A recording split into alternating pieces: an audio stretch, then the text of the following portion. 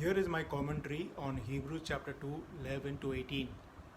Behold, I and the children which God has given me, forasmuch then as the children are partakers of flesh and blood, he also himself likewise took part of the same, that through death he might destroy him that had the power of death, that is, the devil, and deliver them who through fear of death were all their lifetime subject to bondage.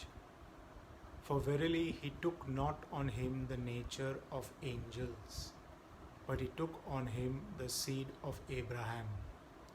Wherefore in all things it behoved him to be made like unto his brethren, that he might be a merciful and faithful high priest in things pertaining to God, to make reconciliation for the sins of the people.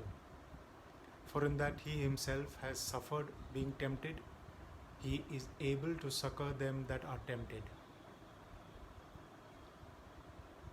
This participant is none other than the Lord Jesus Christ himself.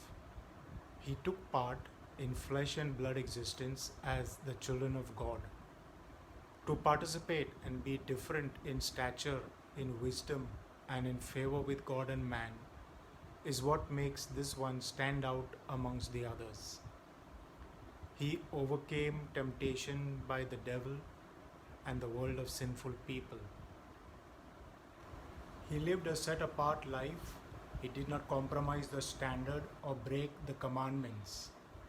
This participation in flesh and blood was for deliverance from the devil and the fear of the death, making reconciliation for the sins of the people, and succor them that are tempted to overcome. It is encouraging to know that there is someone who is more than an observer. He is merciful and faithful in things pertaining to God. If you need help to overcome temptation, he is able to succor you with knowledge and strength for the fight. He differs from the household gods who are distant and impersonal. People serve them in fear of their wrath rather than their benevolence.